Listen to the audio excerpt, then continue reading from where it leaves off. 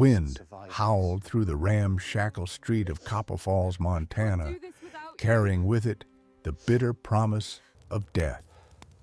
Clara Hendricks stood outside the boarding house, her threadbare shawl doing little to protect her from the December cold of 1885. Behind her, Mrs. Kellerman's shrill voice cut through the storm. "You got until sundown, girl. I ain't running no charity house. If none of these men want you, you can sleep in the livery stable with the other livestock if Jeremiah don't shoot you for trespassing first." Clara's cheeks burned with humiliation as rough laughter erupted from the saloon across the muddy street. She'd been one of 12 women brought west on the promise of marriage to lonely frontiersmen. The others had been claimed within hours of arrival, some pretty, some plain, but all thin enough to be considered acceptable. Clara had watched from the corner as each man took his pick, their eyes sliding over her substantial form with barely concealed disgust. "Too much woman there," one prospector had muttered. "Feed that one through winter, and you'd be bankrupt come spring." Now, 3 days later, she stood alone. The other women had departed with their new husbands to homesteads scattered across the territory. Clara had nowhere to go. No family back east would take her. Her stepfather had made that abundantly clear when he'd paid her passage west and told her never to return. "You're 18 now, Clara," he'd said, counting coins into the agent's hand. "Old enough to earn your keep elsewhere. Your mama's gone, and I got no obligation to a girl who eats like 3 men and does the work of half a one." The memory stung worse than the wind. Clara pulled her shawl tighter and watched the sun sink behind the mountains. Soon it would be dark. Soon she would have nowhere to shelter. The temperature was already dropping fast enough to kill. Movement at the edge of town caught her attention. A massive figure emerged from the tree line, leading a pack mule laden with pelts. The man, if he could be called simply a man, stood well over 6 feet tall, with shoulders broad as an ox yoke. He wore buckskins dark with blood and grease, and his face was nearly obscured by a wild tangle of black beard. Even from a distance, Clara could see the way townspeople instinctively stepped back as he passed. "That's Silas Thorne," whispered Mary Chen, the Chinese laundress who'd shown Clara small kindnesses over the past days. "Mountain man. Comes down 4, maybe 5 times a year to trade. Nobody bothers him. Nobody dares." Clara watched as Silas approached the trading post.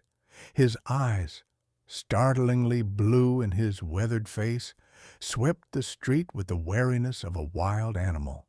He moved with surprising grace for his size, each step deliberate and controlled. When his gaze passed over Clara, she felt the impact like a physical touch. There was no judgment in those eyes, no disgust. Only a brief, sharp assessment before he looked away. Something shifted in Clara's chest. Perhaps it was desperation. Perhaps it was instinct. But as Silas emerged from the trading post 30 minutes later, his business concluded, Clara made her decision. She couldn't die here in this cruel town. She wouldn't. Her legs trembled as she stepped into his path. Silas stopped abruptly, his hand moving reflexively to the knife at his belt.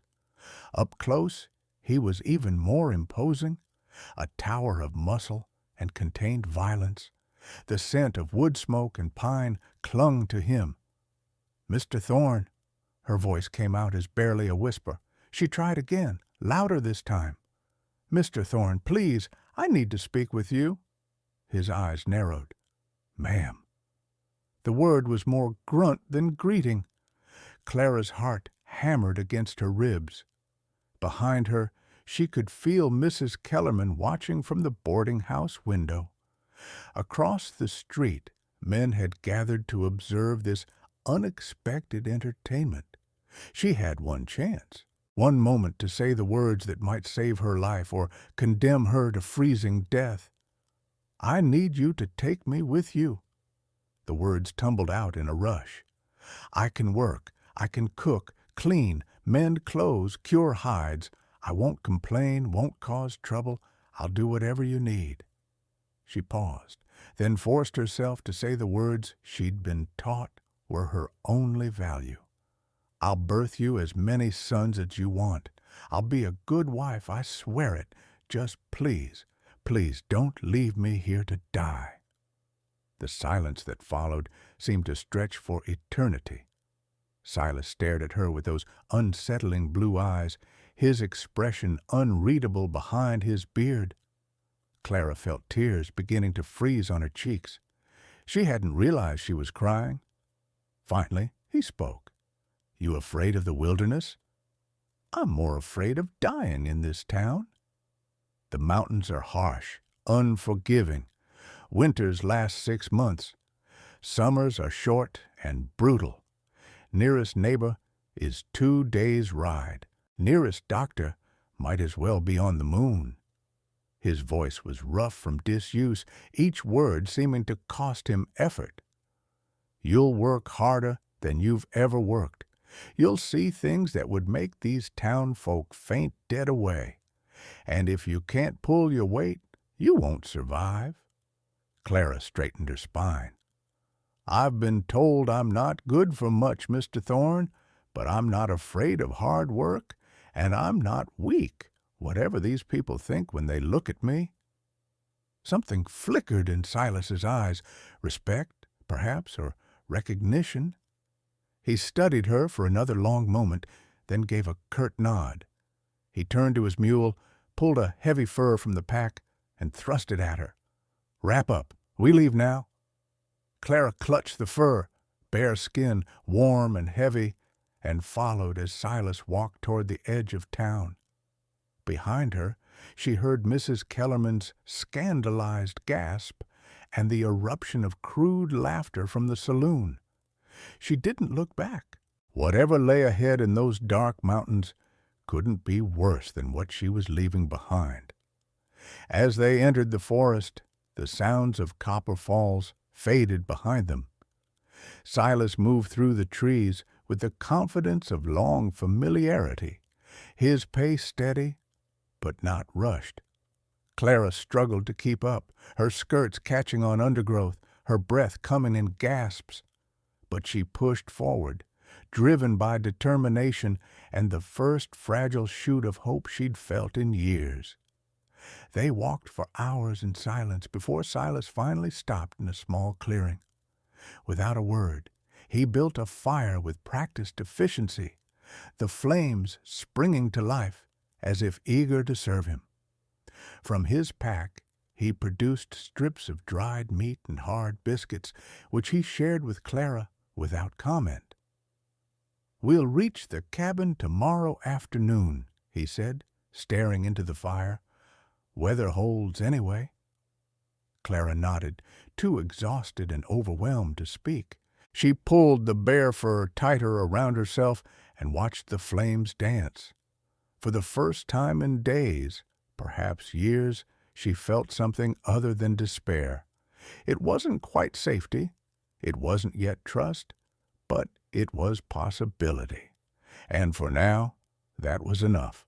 The cabin appeared suddenly, nestled in a small valley surrounded by towering pines. It was larger than Clara expected, a solid structure of hewn logs with a stone chimney and what looked like a small barn attached to one side. Smoke curled from the chimney, and Clara realized Silas must have banked the fire before leaving. "Home?" Silas said simply, the first word he'd spoken in hours. Inside, the cabin was surprisingly clean, though Spartan.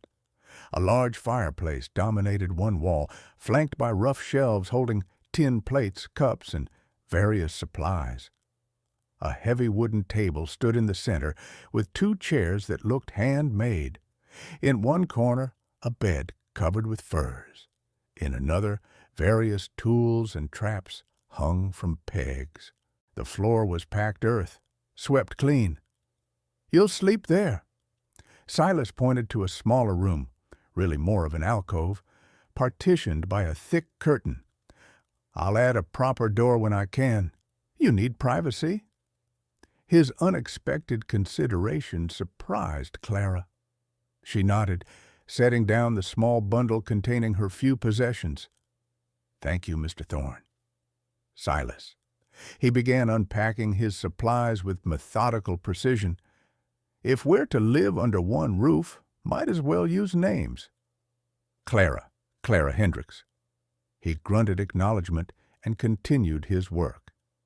Clara watched for a moment, then began to explore her new home. The alcove contained a narrow cot, a small trunk, and a single shelf. A tiny window, no bigger than a hand, let in a sliver of light.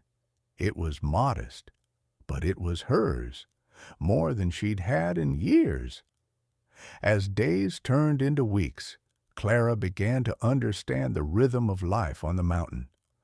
Silas rose before dawn to check his trap lines.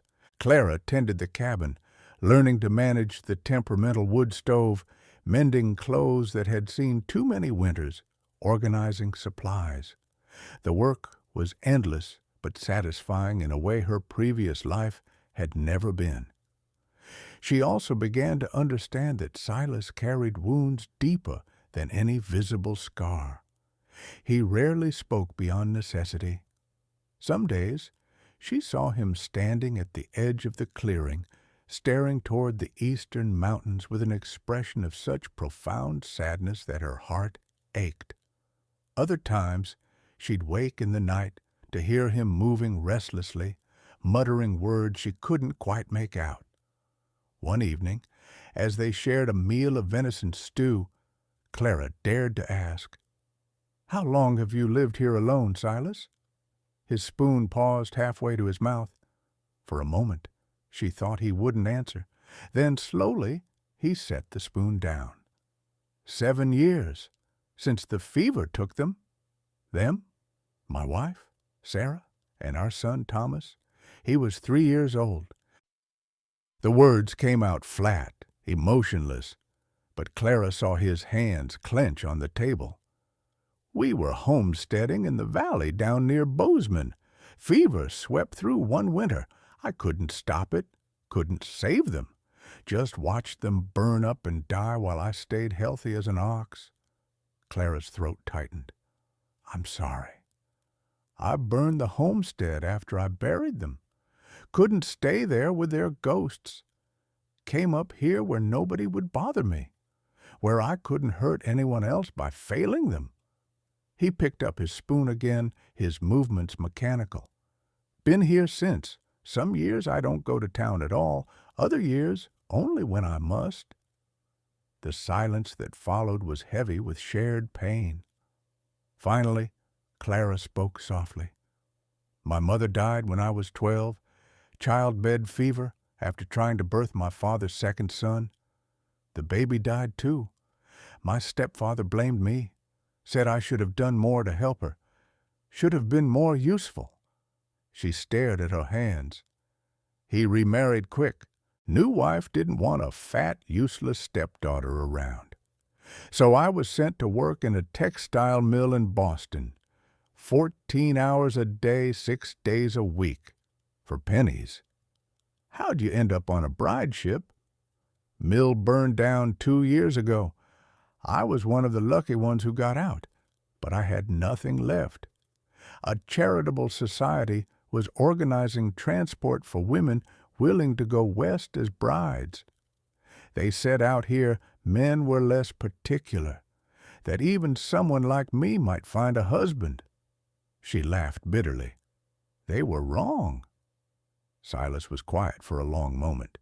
When he spoke, his voice was gentler than she'd yet heard it. "Men in that town are fools. Any one of them would have been lucky to have you." Clara looked up, startled. Silas met her gaze steadily. "You're strong. You don't complain. You pull your weight and then some. In this country, that matters more than anything else. It wasn't a declaration of love or even affection, but coming from this taciturn man who trusted so few, it meant everything. Clara felt tears prick her eyes and quickly looked away, not wanting him to see. That night, lying in her alcove, listening to the wind howl outside, Clara realized something had shifted between them. They were no longer simply stranger and desperate woman. They were two wounded souls, finding unexpected solace in shared survival. Winter descended with savage fury. Snow piled high against the cabin walls, and the temperature dropped so low that water froze solid within minutes of being drawn from the well. Clara had never experienced cold like this, cold that seemed to seep into bones and freeze the very air in one's lungs. But inside the cabin, there was warmth, not just from the fire that Silas kept burning day and night, but from the subtle changes in their relationship.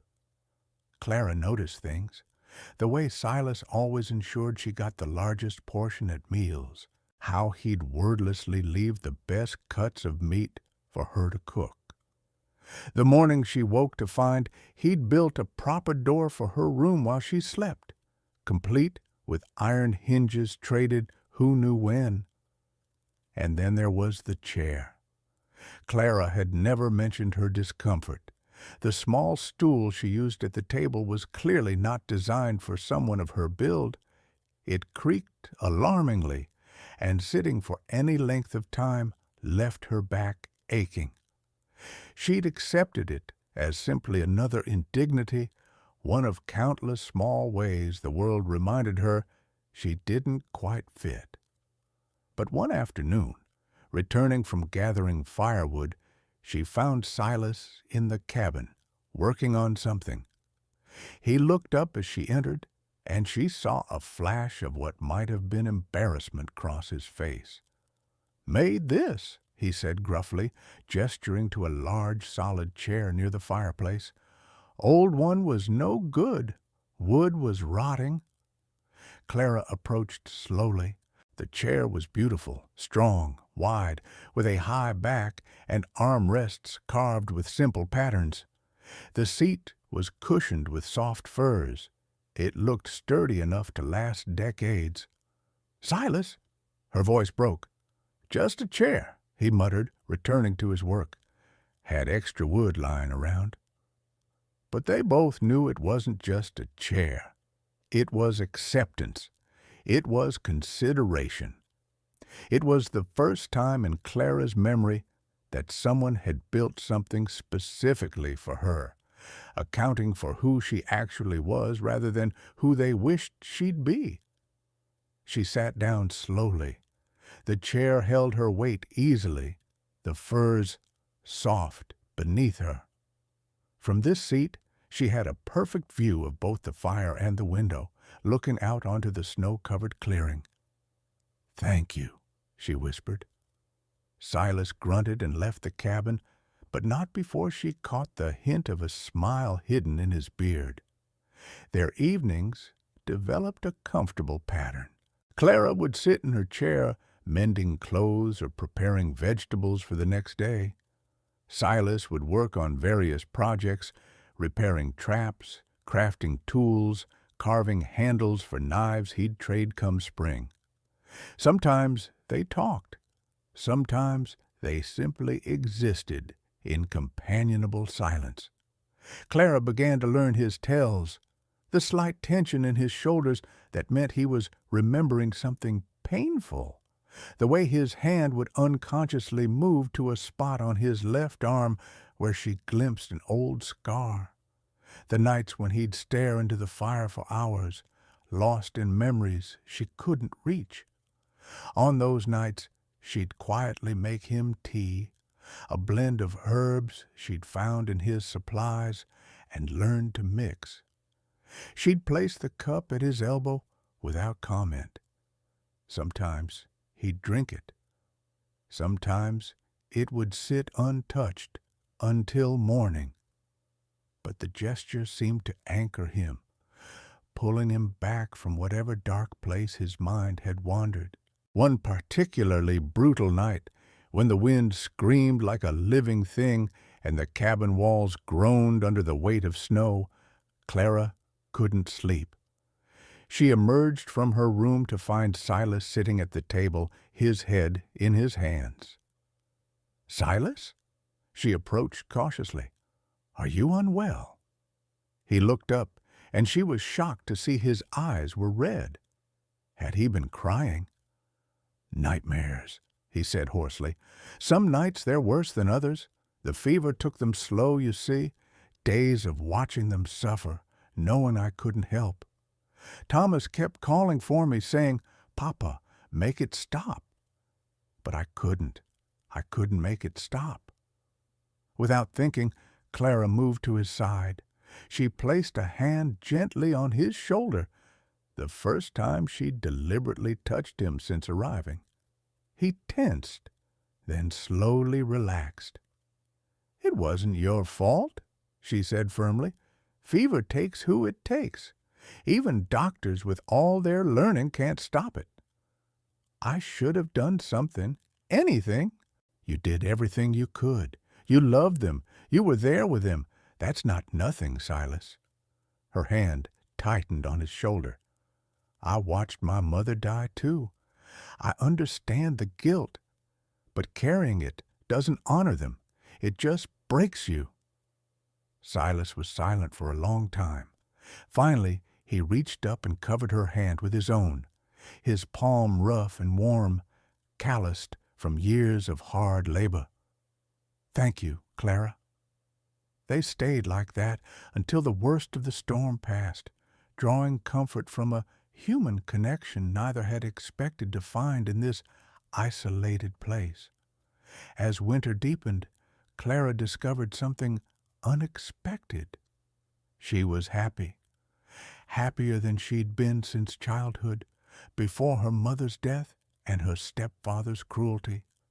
The work was hard, yes, but it had purpose, and Silas, for all his rough edges, treated her with more respect and kindness than anyone in her adult life.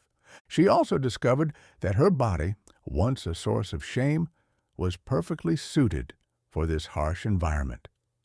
The fat that society had scorned her for provided insulation against the brutal cold.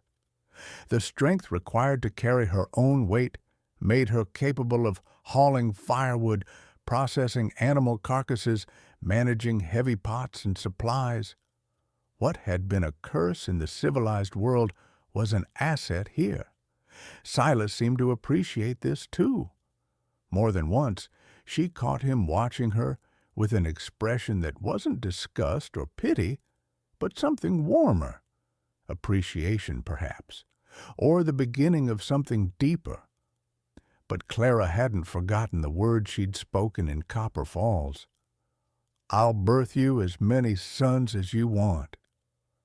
The promise haunted her because she knew it was one she might never be able to keep. The truth came out during a rare conversation about their pasts. They'd been discussing childhood memories, neutral territory, when Silas mentioned hoping for a large family. "Sarah and I always planned for at least 4 children," he said, his voice distant. "A house full of noise and laughter. Thomas was just the beginning." Clara's stomach dropped. She'd known this moment would come, but that didn't make it easier. "Silas, I need to tell you something." She set down the shirt she'd been mending, her hands trembling. "Something I should have said from the beginning." He looked up, his expression concerned. "What is it?" "When I made my promise to you about bearing sons, I wasn't entirely honest." The words came out in a rush. "I've never been able to conceive. I was married briefly when I was 16. My stepfather arranged it with a widower who needed a housekeeper. For 2 years we tried for children, but nothing ever happened. He eventually had me examined by a doctor who said I was barren. The marriage was annulled, and I was sent back to my stepfather's house in disgrace. The silence that followed was excruciating. Clara forced herself to meet Silas's eyes, expecting anger or disappointment. Instead, she saw only confusion. "And you thought that mattered to me? I promised you sons, I promised—" "Clara." He stood abruptly, his chair scraping against the floor. "I didn't bring you here for breeding. I'm not some farmer looking to increase his stock. But I said, you said what you thought you needed to say to survive. I understand that." He began to pace, a rare show of agitation. "You think I don't know what it's like to say anything, promise anything, just to escape something worse? I spent 3 years in the Army lying about believing in the cause, pretending to care about territory and politics, when all I wanted was to survive long enough to go home." He stopped in front of her, his expression intense. "I brought you here because when I looked at you, I saw someone who'd been beaten down by the world but hadn't been broken. I saw strength. I saw determination. I saw someone who deserved better than dying in that God-forsaken town. But your dreams of a family are dreams of the past, Clara. Sarah is gone. Thomas is gone. That life is dead and buried." His voice softened. "But maybe there's room for a new dream, a different kind of life, one where we just exist together, help each other survive, find some measure of peace." Clara felt tears streaming down her face. "You're not angry?" "How could I be angry about something you can't control?" He reached out hesitantly, then gently wiped a tear from her cheek with his thumb. "This world is harsh enough without blaming people for circumstances beyond their power." The tenderness of the gesture broke something loose in Clara's chest. All the years of being told she was worthless, all the shame and self-loathing suddenly felt lighter, not gone. Wounds that deep, never fully healed, but more bearable. "I don't deserve your kindness," she whispered. "Kindness isn't about deserving, Clara. It's about choosing to see the humanity in another person." He pulled his hand back, looking almost shy. "Besides, you've shown me more kindness these past months than I've received in 7 years. You've made this cabin into a home again. You've reminded me what it feels like to care about something beyond simple survival." They stood there in the firelight, two broken people who'd somehow found in each other a path toward healing. The moment stretched, charged with unspoken possibility. Then Silas cleared his throat and stepped back, the walls he'd carefully built around himself reasserting themselves. "It's late. We should sleep." Clara nodded, understanding that while barriers had been breached, some still remained. That was acceptable. They had time. March came with false promises of spring. The snow began to melt, revealing brown earth and the first brave shoots of new growth. Silas took longer trips to check his trap lines, sometimes staying out overnight. Clara used these times to clean the cabin thoroughly, reorganize supplies, and begin planning for spring planting. She also used them to examine her own feelings, which had grown increasingly complicated. She cared for Silas, more than cared. She'd fallen in love with him somewhere between the woodpile and the winter storms, between shared meals and comfortable silences. His gruff kindness, his unexpected gentleness, the way he saw her as a person rather than a burden, it had all worked its way into her heart. But she didn't dare speak of it. He'd made clear he wasn't looking for romance or a wife in truth. Their arrangement was practical, a mutual survival strategy. To burden him with her feelings seemed selfish. So she stayed quiet and savored the small domestic intimacies they'd built, the way they moved around each other in the small space without colliding, the way they developed a silent language of gestures and glances, the way her heart lifted every time he returned safely from the wilderness. Then came the night that changed everything. Silas had been gone for 2 days, checking a new area for beaver dams. He'd promised to return by evening, but darkness fell with no sign of him. Clara told herself not to worry. He'd been surviving alone in these mountains for 7 years. He knew what he was doing. But midnight came, and then the early morning hours, and still no Silas. Then the storm hit. It came with terrifying speed, a late-season blizzard that turned the world into a howling white chaos. Clara fed the fire and tried to stay calm, but fear gnawed at her gut. If Silas was caught out in this, by dawn she'd made her decision. She couldn't just sit here wondering if he was alive or dead. She had to try to find him. She dressed in layers, wrapped herself in every warm thing she owned, and took Silas's spare coat, the one he'd built specifically for brutal weather. She filled a pack with supplies, rope, matches, dried meat, a knife, a blanket. Then she pushed out into the storm. The world had disappeared into white. Snow drove horizontally, stinging her face and obscuring vision beyond a few feet. Clara knew she was taking a terrible risk. She knew she might die out here. But the alternative, waiting helplessly while Silas froze somewhere, was unbearable. She tried to follow the route she'd seen him take, but within minutes she was disoriented. The storm erased all landmarks, turning the familiar forest into an alien landscape. Her feet sank deep with each step, and her lungs burned from the cold, but she pushed forward, driven by desperation and love. She called Silas's name into the wind, though she knew the storm would steal her voice. She searched for any sign, tracks, broken branches, anything. Time became meaningless. She walked until her legs felt like lead, until her face went numb, until she could barely remember why she was doing this. The storm showed no sign of lessening. Then her foot caught on something hidden beneath the snow. She tumbled forward, rolling down a slope she hadn't known was there. She hit the bottom hard, crying out as her ankle twisted painfully beneath her. Clara lay in the snow, gasping. Pain radiated from her ankle, sharp and demanding. She tried to stand but collapsed immediately.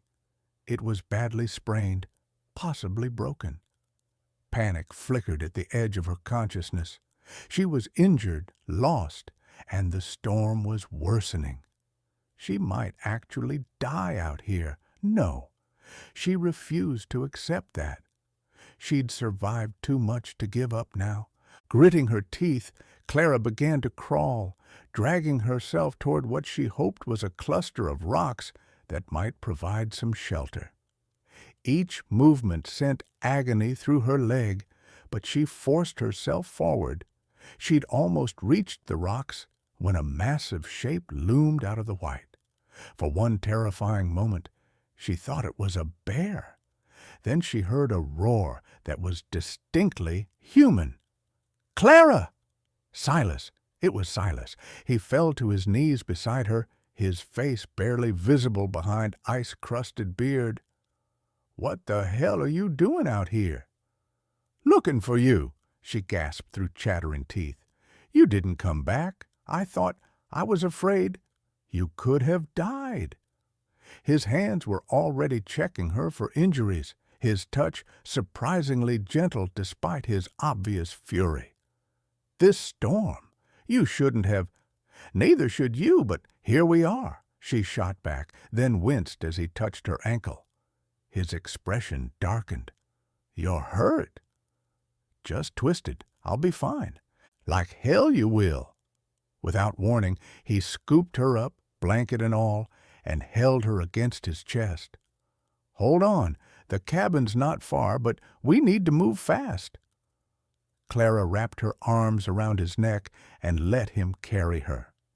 Even through layers of clothing, she could feel the strength of him, the solid warmth that spoke of life and safety. She buried her face against his shoulder as he forged through the storm. The walk back took an eternity and no time at all. Finally, blessedly, they stumbled through the cabin door. Silas kicked it shut behind them and carefully set Clara in her chair by the fire, which had burned down to embers. For several minutes he said nothing, just built up the fire with sharp, angry movements. Clara watched him, shivering as feelings slowly returned to her extremities in the form of painful tingling. When the fire was roaring, Silas turned to face her. "What were you thinking?" "I was thinking you might be dead." Her voice came out smaller than she'd intended. "So, you decided to kill yourself looking for me?" He ran a hand through his wet hair, frustration evident. "Clara, you can't. You shouldn't." He broke off, then suddenly crossed to her and dropped to his knees in front of her chair. "Don't you understand? If something happened to you, He stopped, seeming to struggle with words. Clara reached out and cupped his ice-cold face in her hands. "You what, Silas?" His blue eyes met hers, and for the first time she saw past all his walls to the raw emotion beneath. "I can't lose you. I can't lose someone else He swallowed hard. "Someone else I love." Time stopped. Clara stared at him, barely daring to breathe. "You love me?" "How could I not?" The words came out rough, almost angry. "You brought light back into my life. You made me want to live instead of just exist. He placed his large hands over hers, still on his face. I tried not to. Tried to keep my distance. But Clara, you're in everything. Every morning I wake up, and the first thing I think is that I need to make sure you have enough firewood. Every time I'm out in the woods, I see something and think about telling you about it. You've become the center of my world, and the thought of you dying out there in the snow, it tore something loose in me." Tears rolled down Clara's cheeks. "I love you too. I've loved you for months. I just didn't think you could ever, that someone like you could want someone like me." "Someone like you?" Silas's expression was fierce. "You mean someone strong, capable, kind, and brave? Someone who faced death rather than let fear control her? Someone who makes this cabin feel like home?" "I meant someone fat and barren, and I don't give a damn about any of that." He said it with such conviction that she couldn't doubt him. "I love you, Clara, all of you, not despite your body, but including it. You're beautiful to me. You're everything to me." Clara pulled him up, and despite her injured ankle, despite their wet clothes and the danger they'd just survived, she kissed him. It was clumsy and desperate and perfect. A first kiss between two people who thought they'd never find love again. When they finally pulled apart, both were breathless. Silas rested his forehead against hers. "Marry me," he said, "properly. Not because you're desperate or because I need sons, but because I want to spend whatever days I have left loving you." "Yes," Clara whispered. "Yes, 1,000 times, yes." Spring truly arrived in late April, transforming the mountain from white to green seemingly overnight. With it came a new chapter in Clara and Silas's life. They married on a clear morning with the forest as their cathedral. There was no preacher. The nearest was 3 days' ride away. So they simply exchanged vows they'd written themselves, witnessed only by the pines and the sky. "I promise to love you in the hard times and the good," Silas said, holding both her hands in his. "To see you always as you are, perfect in your imperfections. To build a life with you where neither of us has to hide or pretend." Clara's voice shook as she replied, "I promise to stand beside you, to share your burdens and your joys, to remind you on dark days that you deserve love, to build a home with you where we're both free to heal." They sealed their vows with a kiss, and Silas produced a ring he'd carved from mountain laurel wood. Simple but beautiful, polished smooth and fitted perfectly to her finger. Their wedding night was tender and awkward and deeply moving. For Clara, it was the first time she'd been intimate with someone who truly saw and valued her. For Silas, it was learning to open his heart again after years of self-imposed isolation. The months that followed brought adjustments and growth. They planted a garden together, Clara directing while Silas did the heavy digging. They expanded the cabin, adding a proper bedroom and a storage room. They fell into new rhythms, morning coffee shared on the porch, evening walks through the forest, nights spent in each other's arms. Clara's body, which had always been a source of shame, became a source of pleasure as Silas taught her that she was desirable exactly as she was. His appreciation was genuine and enthusiastic, leaving no room for her old insecurities. They talked more now, too. Silas began sharing memories of Sarah and Thomas, not to compare, but to let Clara understand the man he'd been. In turn, Clara opened up about her childhood, her mother's death, the cruelties she'd endured. Each confession was a gift of trust, building intimacy deeper than the physical. One evening in late summer, as they sat on the porch watching the sunset paint the mountains gold, Silas turned to Clara with an expression she'd learned to recognize. He had something important to say. "I've been thinking," he began slowly, "about the future." Clara tensed slightly, but kept her voice light. "Oh? What about it?" "We've built something good here, something worth preserving, and I know we can't have children of our own blood, but—" He paused, seeming to gather courage. "There are other ways to build a family." "What do you mean?" "Next time we go to town, I want to inquire about children needing homes.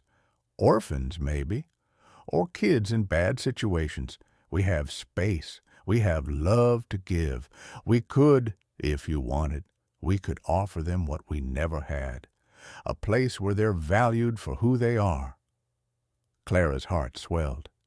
She'd mourned her barrenness, but hearing Silas propose this, creating family not through biology but through choice, felt like a new kind of blessing. "I think that's a wonderful idea," she said softly. "More than wonderful." The cabin Clara and Silas now called home bore little resemblance to the sparse structure she'd first entered. It had been expanded twice, with proper bedrooms, a larger kitchen, and a workshop where Silas taught his craft. The clearing had grown too, accommodating a substantial garden, a chicken coop, and a small stable. On a bright October morning, Clara stood on the porch, watching chaos unfold with affectionate amusement. "Thomas, you get back here with that egg." This from 10-year-old Mary, who'd come to them 3 years ago from an orphanage in Helena. The girl was all sharp angles and fiercer determination, with a talent for handling animals that amazed even Silas. Can't catch me. 8-year-old Thomas, named for Silas's lost son with the boy's blessing, darted past with a stolen egg, his dark hair flying. He'd arrived starving and silent, a child of the streets. Now he was loud, mischievous, and thriving. Both of you, calm down. That was 16-year-old James, trying to referee while managing 5-year-old Samuel, who was attempting to climb the woodpile. James had been there first, a tall, serious boy who'd been working at a mill under brutal conditions. He'd arrived angry and defensive, expecting cruelty. Instead, he'd found acceptance and gradually unbent, becoming the reliable older brother to the parade of children who'd followed. Little Samuel was their youngest so far, abandoned at a church, sickly and small for his age. Clara had nursed him through pneumonia that first winter, and he'd emerged stronger, attaching himself to her with fierce devotion. Having second thoughts about expanding our family? Silas's voice came from behind her, warm with amusement. Clara leaned back against him as his arms came around her waist. Not even for a moment. They stood together, watching their children, chosen, not born, but no less theirs, fill the morning with life and noise. Clara had gained more weight over the years, her body settling comfortably into middle age. Silas's beard had threads of gray now, and lines crinkled the corners of his eyes. But they were happy, deeply, contentedly happy. "You know," Silas murmured into her hair, "I still remember what you said that first day. I'll birth you as many sons as you want." Clara tensed slightly. "I was desperate. I didn't know what else to offer." "I know, but you did give me sons, Clara, 3 of them, and daughters too. You gave me a family." He turned her gently to face him. "You gave me everything that matters." She reached up to cup his face. "We gave each other everything. We saved each other." From the yard, Mary's voice rang out, "Ma, Pa, Thomas broke the egg. It's everywhere." Thomas's protest followed. "It was an accident." Silas sighed. "Suppose we should deal with that." "Suppose we should," Clara agreed, but neither moved immediately. They'd both known desperate hunger for food, for acceptance, for love. They'd both been broken by loss and cruelty.